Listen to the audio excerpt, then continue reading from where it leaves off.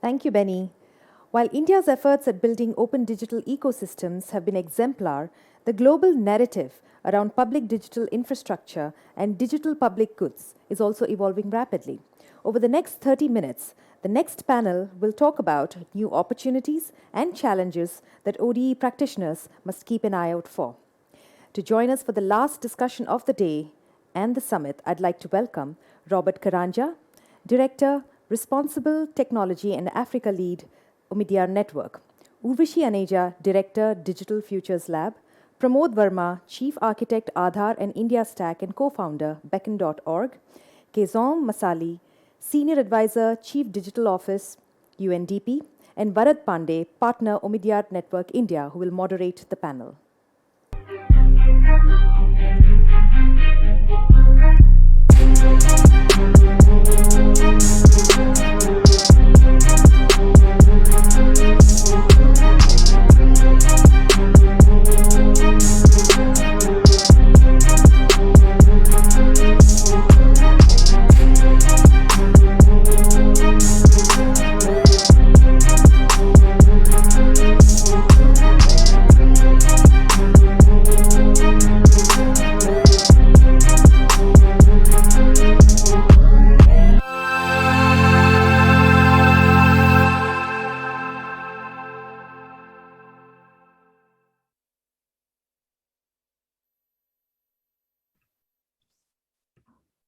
Hello and welcome everyone to this session on the next frontiers of open digital ecosystems. This is such a timely discussion, and the topic of the GTS this year, Global Meets Local, could not have been more appropriate for this session. As many of you know, over the last decade, the emergence of population-scale digital infrastructure as a concept and its operationalization through use cases in cross-cutting areas like ID, payments, and in sectors like health and education has been truly remarkable. We at Omidyar Network India, as an investment firm focused on social impact, have been a supporter of this movement. We believe massive societal benefits can arise from this approach, which uses open source software, open standards, interoperable instead of siloed systems, making it highly scalable and distributing the ability to solve large societal problems. In our flagship report with BCG last year, we had estimated that in India alone, around $500 billion worth of value can be created for citizens across 10 sectors between now and 2030 using this approach. At the same time, we believe there are many risks that arise with this approach. Data centralization risk, for example, privacy, exclusion, and therefore it's very important to get the design and deployment of these platforms right. So we've been calling for an open digital ecosystem or ODE approach to building such digital infrastructure, i.e. looking at the tech and also the non-tech layers. Essentially, open digital ecosystems equals the scalable digital infrastructure plus active community engagement plus robust governance. And today we'll unpack what this really means in practice. We have a fantastic lineup for this session. We heard three keynotes from practitioners: Abhishek Singh from METI, Government of India, Malika Ahluwalia from ID Insight, and Beni Chuk from Dwara Research. And now we'll dive into a discussion with four exemplary, what I consider both thought leaders and practitioners in this space from around the world. Pradashini has already introduced them, but let me add a line on all of them for your benefit. Keyzom Massally is an accomplished United Nations leader, responsible for convening the UN principles of responsible digital payments. She's worked both at BTCA and now with the UNDP and with governments across the world to democratize access to technology. Welcome, Keyzom.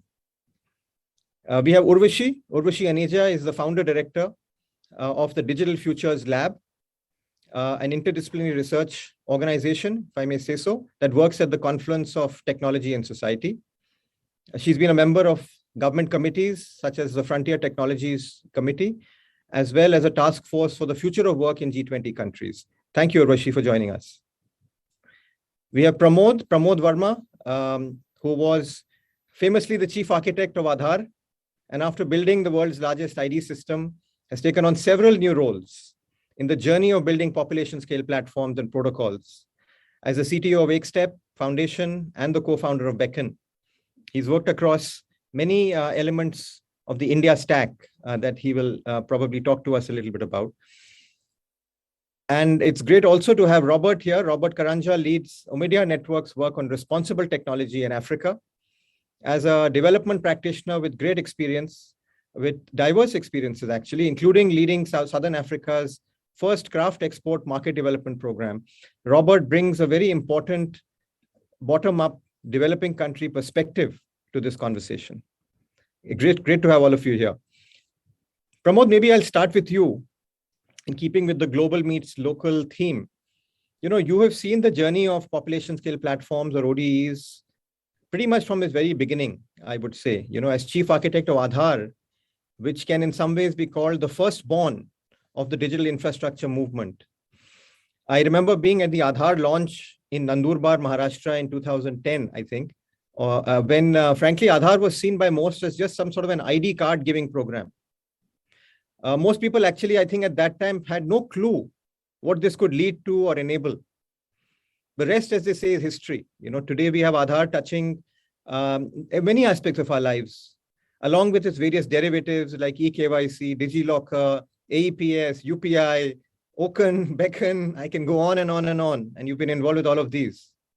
So could you maybe, to start us off, walk us in brief through, your 2 or 3 biggest learnings from the journey over the last decade that India has taken on building digital infrastructure that may be particularly useful in the global context. Over to you, Pramod. Thank you, Varad. Pleasure to be here. It's very tough to actually consolidate everything into 2 or 3, but I'll attempt. The first one, build one building block at a time. I think it's one of the learnings that we have taken is that never try to build a large platform, never try to build lots of features, or try to build the whole solution by yourself. So it is important that the clarity of thought about that atomic building block, which is minimal, but it can be interconnected with other blocks that come about, is very key. Otherwise, nothing happens at population scale because the weight of it'll fail. So that is one important learning to take away. And the second one is that when designing such building blocks, ask yourself, what is the absolute minimal thing that you can do to enable others to build solutions on top of it? The digital infrastructure is not about solutioning, and you use the word, distributing the ability to solve. And that comes from enabling others to build. So that absolute minimalistic thinking, it's somewhat hard for folks to think because we want more features in. And many times it's not even a platform play. So I don't even think we built platforms. We built very little few platforms. Most of them are actually protocol plays. What I mean by is open specification. Sometimes all we need is specification. E-sign, UPI, UHI in health, nodes, which you have been part of in skilling, ONDC, which is the latest decentralized commerce effort, are all set of specification. Not even software, not even platforms. That minimalism is amazing. That it's a very powerful learning to take away. And the last one, 3, you asked me for 3, so I'm going to give you 3. Align government, market players, and societal actors, including think tank in the effort. For India, for sure, with 1.3 billion people, several hundred languages, and the kind of extreme diversity, unless all of us steps up to innovate on top of this digital infra, actual inclusive solutioning and development won't happen. And government is a key policy unblocker, right? They can enable a lot of policy unblocking for us. They can create national momentum, narratives. They can be the largest market maker if they don't think themselves as builders and operators. Rather, they should be enablers and orchestrators. That's what government should be encouraged to do, while they can build some solutions for themselves. Marketplace, on the other hand, they can innovate extremely fast and they can push that into the very large population. We saw that with UPI, but they only go after the bulk of the power curve, right? And that's very more reason. That's one of the more reasons why we need societal actors to step up for the long tail, and Varad talked about the reason for grievance and awareness and all that thing happens through the long tail. And that can happen when societal actors step up. And of course, we also need people. So people to build all these things. So one thing is clear though, I'll end up with that. India is very lucky to have many things aligned, right? 1.3 billion people with digital IDs, mobile connectivity, access to bank accounts and smartphones, philanthropic funding, VC funding, vibrant entrepreneurial ecosystem, think tanks, forward-looking governments and regulators for sure, who is really supporting this effort, and some crazy volunteers like us who want to build stuff for just for the sake of it. Thank you. No, that's fascinating. And I think your term minimal interconnected building blocks, it makes me think of Lego blocks that we all played with as kids. And I think that analogy is really powerful. And I think it's, as you said, it's quite hard to hold yourself back from building an empire or a system or that equivalent here. And I'll come back to you with some further thoughts on this, especially on the last part you said, which is how do you align different types of actors which might have different motives, different starting points. And the term inclusive innovation is obviously a nice term, but how do you do it in practice? I'll come back to you on that. But let me move to Urvashi. Urvashi, I know you run the Digital Futures Lab, which is at the intersection of technology and society. And ultimately, all of this is in the service of society. And I'm sure as part of your work, you think a lot about the risks and harms of tech, and including GovTech, and including public platforms and plays such as the one we are talking about. So given the socio-economic context, especially of developing countries and emerging economies, what do you think are the biggest risks, the 2 or 3 most critical risks we should be mindful of when designing and deploying such digital platforms? Thanks, Varad, and delighted to be here. Thank you to the organizers, to Carnegie. Super important and topical topic, so really happy to be able to chime in. Maybe one of the first points that I would just like to make is that I think that, when we're talking about openness as a set of technological standards, I think we do need to keep in mind that that openness, that set of technological standards is only a means to an end. It's not an end to itself. The end that we're looking for is particular kind of outcomes, and there could be various other means to get there as well. And so the kind of solutions that we develop need to be catered to the specific context, or specific problem that we're trying to solve, and it will not be a one size fits all. With one size fits all solution is unlikely to address what we need. And I think there is a danger that we focus too much on the technical standards, and we focus too much on openness as a feature of technology, rather than openness as a feature of institutions, and openness as a feature of governance, and openness as a characteristic of accountability. So I think that's a kind of overarching point that we need to keep in mind. I think other risks that we need to consider specifically in the Indian context and other developing countries as well.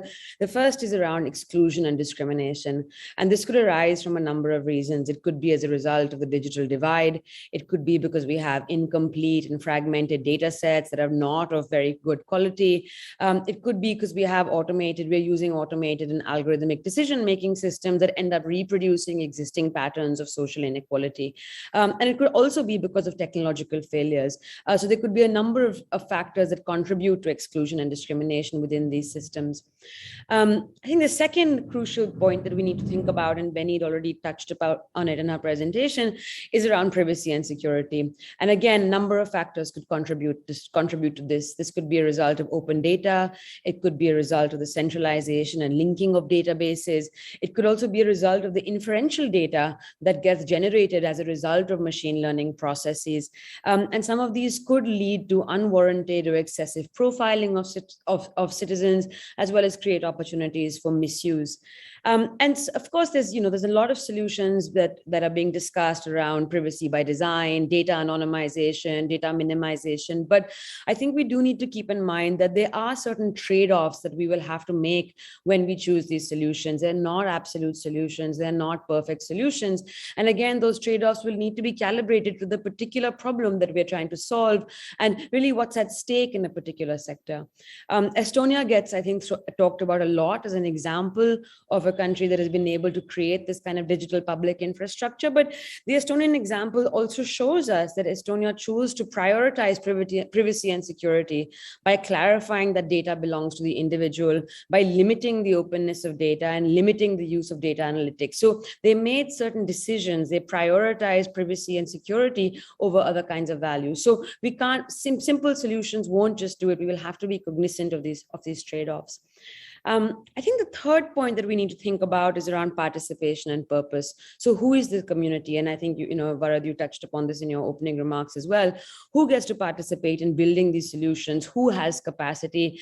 And how do we ensure that these open systems are not prone to the same kind of dynamics of capture that we see in other systems? So if you look at larger players that often have greater data analytics capacities, and so they're able to make better use of open data. Data collection, curation, processing is expensive. It requires resources, it requires talent. So it's not an even playing field in terms of capacity. So we really need to think about this issue of participation and capacity. We also need to think about these issues around platform governance. So who is in or out of the platform? So who wields that gatekeeping power? How does a platform evolve? Who maintains that platform? Who influences that decision about how the platform should be maintained? Questions around decision rights. Who gets to decide what? What is that division of authority and responsibilities? So that question of platform governance, I think, is really, really critical. And when we're talking about openness, I think that's where our focus should be, on how open governance is rather than how open technological standards are, because it is that openness and governance that is linked to the kind of outcomes that we're pursuing from a development perspective. And finally, and I'll conclude with that, and this is maybe slightly at a more kind of macro level, I do think we do need to recognize that there is a changing role of the state and the government and citizens that is also being engineered through these open digital ecosystems. As Pramod already mentioned, the state in some sense changes from being the provider of services to perhaps being the enabler of a more competitive marketplace. Citizens become users, and citizens' rights and entitlement risk being reduced to a series of terms and services with private providers. And market-based solutions may not be enough to serve the needs of the most disenfranchised. And we can see this in the context of kind of the vaccine inequities in the context of COVID, that market-based solutions are not enough. So I think we need to keep an eye as well on these changing relationships between government, between markets and citizen, and think about what are the new kind of institutions that we need to develop and what impact are these having on current institutional capacities.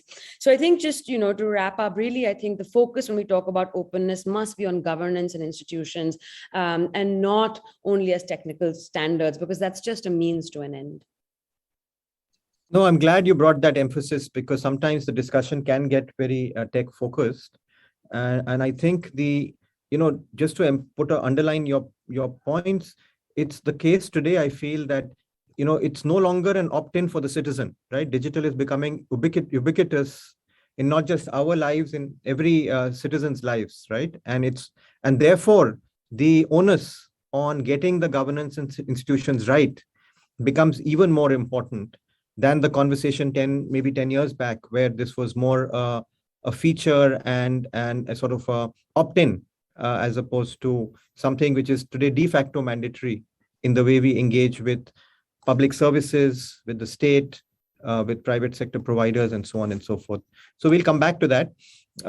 Robert, let me bring you in as somebody who has been spearheading the effort of building quote unquote responsible tech across Africa.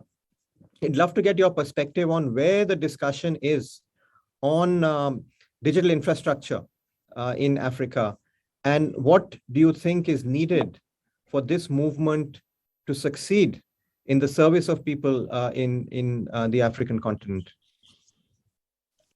Thank you, Varad, and it's a pleasure to be here this afternoon, and to all the panelists and everyone who's watching. Thank you. Varad, perhaps I can start by saying this. Aadhar was a huge case study or motivator for a lot of African countries that wanted to roll out ID systems.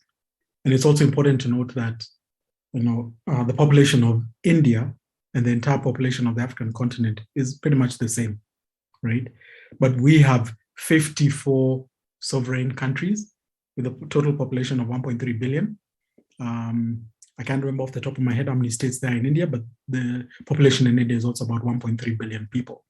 So the issue of, when I think about ODEs, identity comes to mind because as Omidyar, we put together a hypothesis, knowing very well that many African states over the past several years and in the few years to come are really focused on rolling out national ID systems for their citizens and residents of the countries who live there. And the big motivation being that these governments know that a total population of anywhere between 500 and 600 million people across the continent do not have any form of identity, and that's a huge problem. So there's been a rush by a fair number of countries to roll out ID systems. Many pilots have been undertaken in partnership with the World Bank's ID4D, and Omidyar in Africa has supported ID4D in introducing those pilots to African governments, and with the intent that once the pilots are done and the governments do see the rationale and the reason for having a national ID system, they will then be able to move into full platform or full operationalization. But the challenge has been that as much as it's been aspirational to invest in infrastructure and particularly national ID systems, the foundational aspects are still at a very primary stage and are still being worked on. And in that sense, I'm referring to issues such as what does the data protection environment look like in a certain country? And what we've seen is a number of countries have decided to quickly set up DPAs, or data protection authorities, which are supposed to be independent, but they're not always structured in that sense. They're supposed to have their own budget. They're supposed to be independent of government, but very often we've seen staff seconded from other government ministries or agencies to set up a DPA. So the data protection ecosystem has been one of the foundations that is kind of playing catch up as governments think through their plans on rolling out national ID systems. And with that, you can talk about issues to do with privacy, protection, and rights. And what is the intent, the ultimate intent of any government across the continent to roll out an ID system? Are they adhering to the good ID principles? Again, that is something that can be checked. Or, in fact, one of the things that we say, Varad, is if you think of an ID system, is it a good thing or a nice thing to have? And I think depending on what perspective you're looking at, that's almost two sides of the same coin. A good thing in the sense that it will provide a basic form of identity to citizens and residents in any particular country, and they can then access, basic government systems, including education, access to healthcare, social support payments, particularly during the COVID period, and others. But that's when it's a nice thing. Is it a good thing if the infrastructure around privacy, protection, and rights has also been secured such that citizens or residents in any particular country feel comfortable sharing their data, knowing that it's not going to be shared with third parties, it's not being used for surveillance, it's not being used to victimize, it's not being used to manipulate voter election books and that kind of thing. So it's almost like two sides of the same coin. And I think many of both the civil society actors, multinationals, multilaterals that we work with across the continent, and by extension, national governments are really keen on rolling out ID systems that, in one sense, will meet all the principles of what a good ID system should look like, and in another sense, will provide some form of interoperability, particularly if all these African governments that are ascending to the Africa free trade continental area want to promote trade and transactions among themselves. Identity then becomes a basic tool that residents and citizens will need to have if we're going to promote greater trade among Africans on the continent and actually operationalize the Africa Free Trade Continental Area. Varad, there's something else I wanted to touch on because, up until this point, my experience has been that the biggest holders of data on the African continent are actually the private sector, right? And I come from a telco background. And so I remember with the telco that I worked with, we held data for at least 30 million people at any one time, right? And so the private sector has really been at the forefront of holding citizens' data, more so than governments, as governments are trying to play catch up in that area. And then again, do we have the right environment in place to also promote, data privacy protection and rights with the private sector holders of data to avoid data mining or selling data of their users to third-party users? And that's something that I'm hoping that the data protection authorities that are coming up across the continent will be able to get a hold of quite quickly. And lastly, I did want to say that from a responsible tech point of view, we've also been closely looking at the impact, the effect of encrypted messaging platforms, primarily from institutions or organizations such as Facebook, WhatsApp, Instagram. How much data do they hold? Are they keeping your data safe? Are they sharing data with third-party users? Are they being responsible with the data that they're collecting across the continent, and that kind of thing? And really putting a lot of pressure on encrypted messaging platforms to be more responsible in terms of the way they function.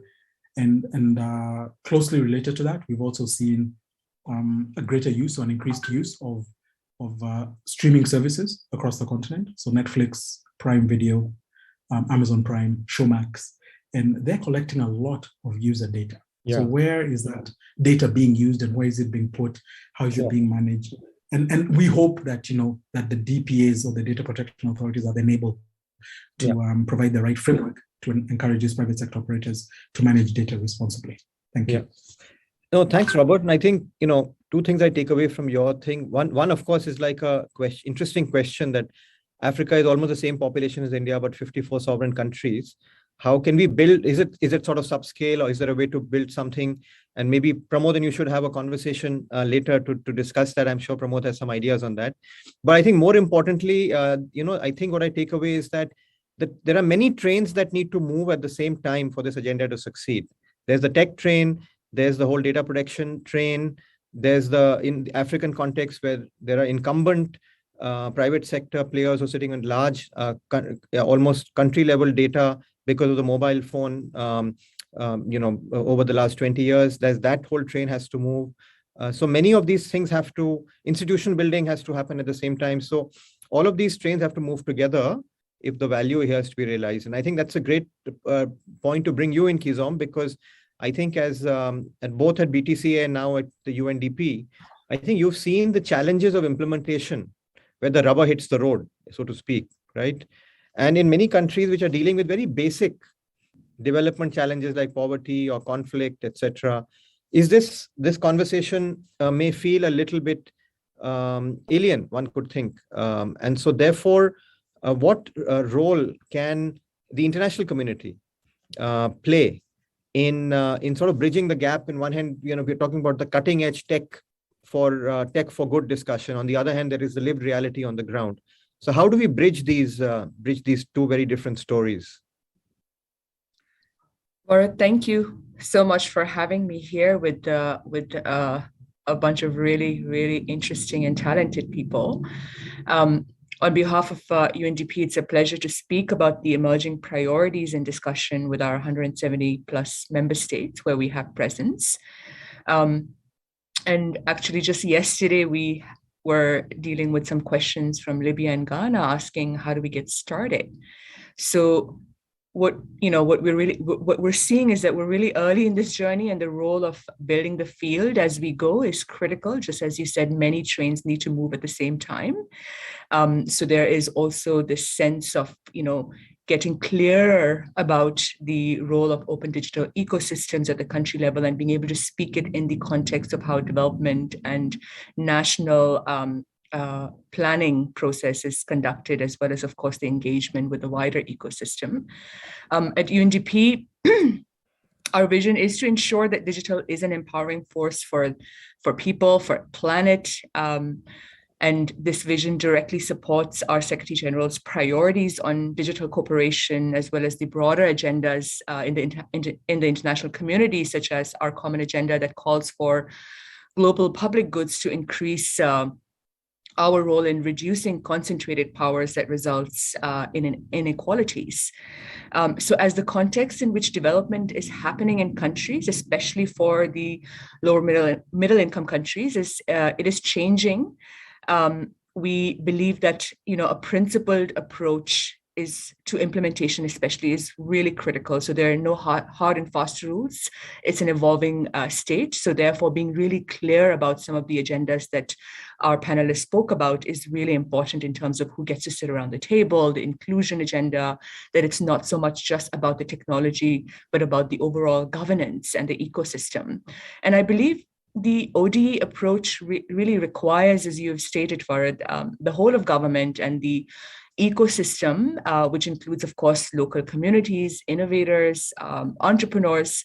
And therefore, one of the most important steps in implementation is the local advocacy and commitment that countries can make at the highest level within the countries to building inclusive and ethical digital public infrastructure, really trying to unpack what that means in terms of, my national budgeting plan every year, the way in which I will collaborate across disparate parts of government, etc.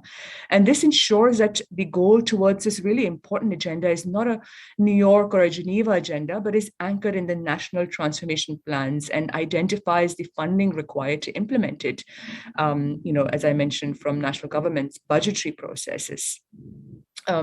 Secondly, I believe partnerships is critical for implementation, partnerships within governments, with the ecosystem, and especially the critical role that civil society organizations, the private sector will be playing, and especially for community organizations that represent the marginalized communities to be empowered to ensure that feedback loops in population scale infrastructure are effective, they work and can ensure real tangible accountabilities. Thirdly, Varad, I think building capacities and capabilities is critical during implementation. And if we look at some of the implementation of DPIs in a number of countries, including in health, identity, cash transfers, bulk of the funding is spent not just on the tech stack, but on the training at the subnational levels, on building that capability, that understanding of how to really use it, but also ensuring that the safeguards in place, that they work in the countries. And therefore, we need to do more to build those capabilities and capacities. And this is an area that UNDP will also be making significant contributions to with other partners across our network of countries. Lastly, Varad, the road to implementation, obviously, as we all know, is not straightforward. It's going to be different for countries, countries with 100 million plus people versus, 500,000 people. Therefore, being able to develop blueprints for different contexts will be extremely important as part of the South-South collaboration among countries. And it's amazing to see that this discussion, this global discussion, is really anchored in partnership with the Ministry of External Affairs at the Government of India, who is obviously going to play a leading role in this global dialogue on the opportunities that ODEs can have at scale. And finally, as an organization, we are rising up to the challenge to respond to the demands from our members. But we also know that our own organization will need to be much more agile and responsive. And that's true for many of the bilaterals and multilaterals. It will require significant shift in our own operating models in the context of our support to countries. And that includes things from procurement to, product management of DPIs. We see many orphans that we're creating in terms of DPGs, and really understanding, the costs associated with maintaining them in partnership with a number of others. So the role of the international community, the donors, the private sector, the civil society is really to work together, to coordinate better, and to ensure that the support is directed towards countries for those who are marginalized, for those who are at risk of being left behind in this, fast-paced digital development. Back to you, Varad. No, you really set a great, I think, framing: governance, partnerships, capabilities, seat around the table for the right people. I think there's a lot to be done. This is a really rich discussion, and I've requested the organizers to give us 5 minutes more. I wanted to just come back to all of you, having heard the remarks of the other speakers. If there's one point you would like to emphasize or either respond to, or one aspect that you feel is going to be the most critical in this discussion, that would be great. And Pramod, I'll ask you to go first. I think I would love to hear your view on the partnerships piece, because that is coming out, this whole all trains need to run together if this thing has to succeed piece. And from your lived experience of this in India, is there anything, any design principle or any sort of implementation principle that you think really works here? It's very tough to summarize that way, but wonderful conversation. And I think many of those points are absolutely right on. For a large country like us, and there's no going back. We are digitizing our lives faster than we can imagine. So the real question in front of us is that how do we create enough digital public infrastructure to avoid data monopolies, either government doing surveillance side or private monopolies who are accumulating data. Yeah. Either way, ensuring how do you decentralize it? That idea of decentralization comes from thinking networks and not thinking platforms. And how do we do that? And then trust in the three parties. If you don't trust the government, if you don't trust private players, we have a serious problem.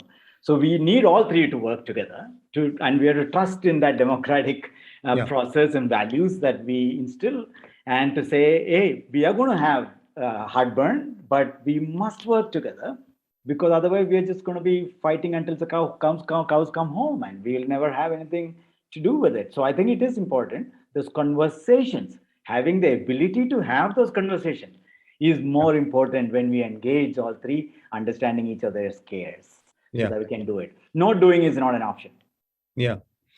No, I think the trust, and it's a long, hard journey, but it has to be done. I think you're emphasizing that. And I think also just decentralization as a design principle is a good one. Absolutely. To start sort of almost embedding in the design itself some of the things we care about is in terms of the values of this approach and so on. And let's sort of stop saying OD is about platforms. It's about networks, decentralized networks. So that might be a better word to go for. Urvashi, any reflections on what you've heard from the others? Yeah, such a rich discussion, and so much more that we could talk about, I think, for many hours. I think it's great to see that the conversation about decentralized architectures is now taking center stage. For decentralization, I think, to work, those 2 points around kind of building capacity, building community capacity, and building trust are really, really critical. And both those things, in fact, are old problems. They're not really new problems. They're persistent, complex, socioeconomic problems of development, of political accountability. So I think what's really important is that as we build these open digital ecosystems, we don't just see them in a silo, right? So we think about, for an example, what is happening to civic space around the world. We think about, for an example, how surveillance economies are growing around the world. And we look at how all these pieces come together and what that then means for people's agency, capacity, and trust. Otherwise, I think there is a risk of really it being a case of the cart before the horse, where the key institutional pillars that we need and the key capacities are not yet in place, but the cart is kind of running away, and that ends up privileging only a select few. Great. Thank you, Urvashi. I'm being told by the organizers we have 60 seconds. So I'm going to split it between Robert and Urvashi. Robert, are you leaving this discussion with more optimism or you feel it is more daunting? No, Varad, I'm actually leaving with a lot more optimism. I like what Pramod said, that ODEs should be viewed as networks, not platforms.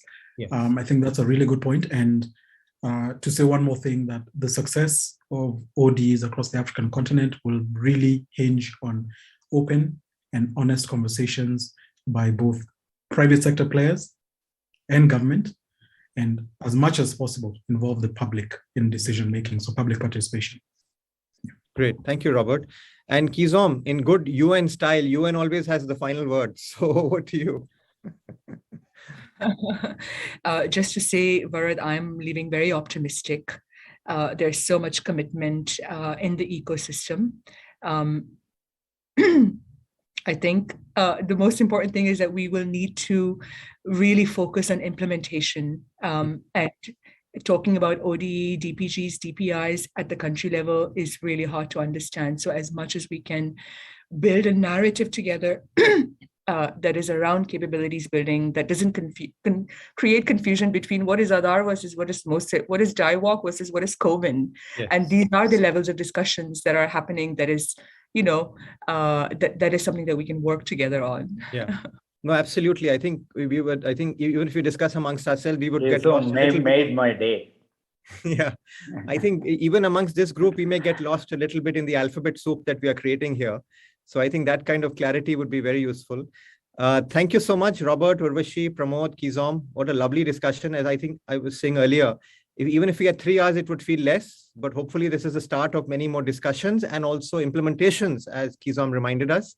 Thank you to the audience for joining us this evening. Thank you to Carnegie India. One quick plug, which is there's a website called opendigitalecosystems.net, which has a ton of materials on this approach. It has a blog.